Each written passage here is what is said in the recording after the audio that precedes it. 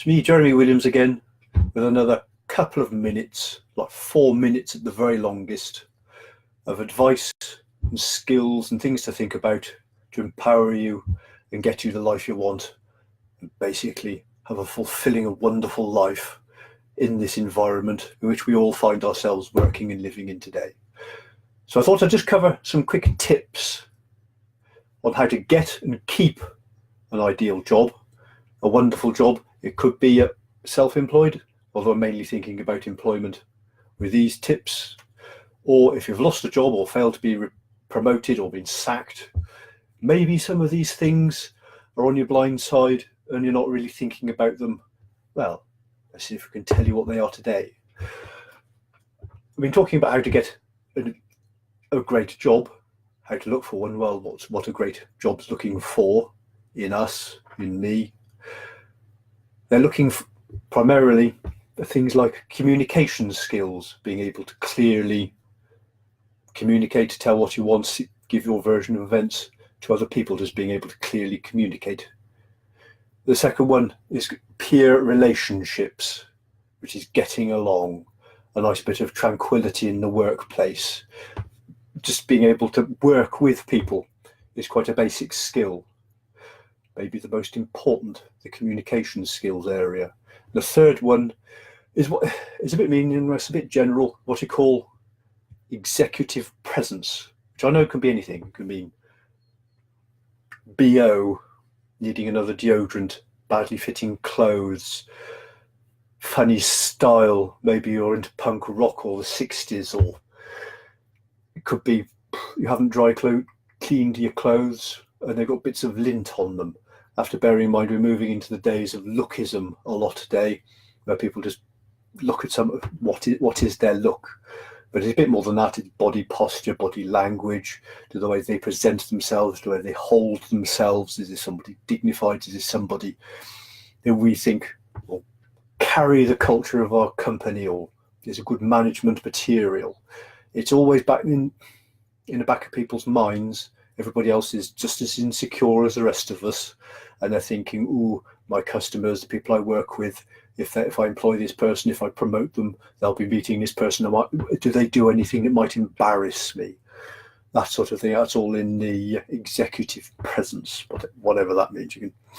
But it is one of those things as describe as quite innocent looking, but have quite a powerful bite.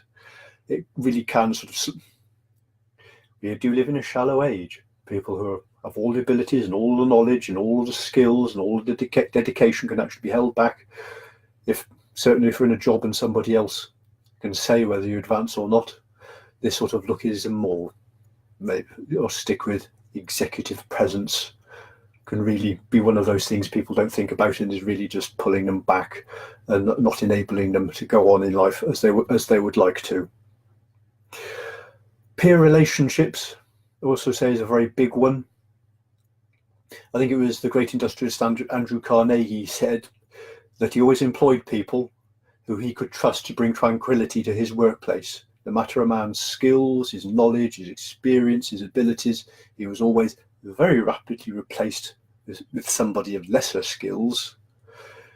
Basically, if you put people's backs up and cause some negative energies to go into the workplace. In my personal opinion, most of this, like the simple ability to communicate and the peer relationships, boils down effectively to emotional intelligence, which I think increasingly is the great skill, the great underrated skill of our age. And what does emotional intelligence get you? One of the biggest things emotional intelligence gets you is influence, the ability to influence people. Leadership, if you want to lead, you want better position, more money, does tend to involve leadership, as is often said. Leadership is influence, nothing more, nothing less.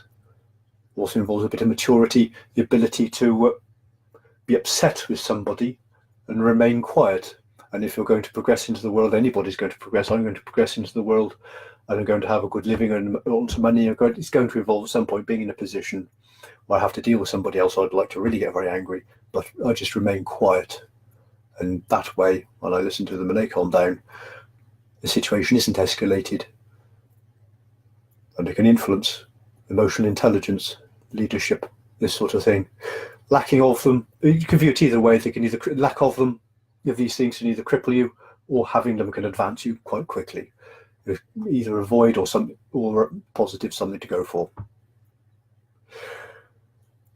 An enormous tip I keeps on being reminded to me is, if you can possibly have, though it sounds a bit irrelevant, it just in case as a backup, and you do get sacked, or you do implement these skills but you're not really getting paid for them, is if you can have 4 to 6 months possibly of reserves. Get rid of your credit cards, get rid of your store cards, reduce, negate any form of debt you can possibly have it as best you can.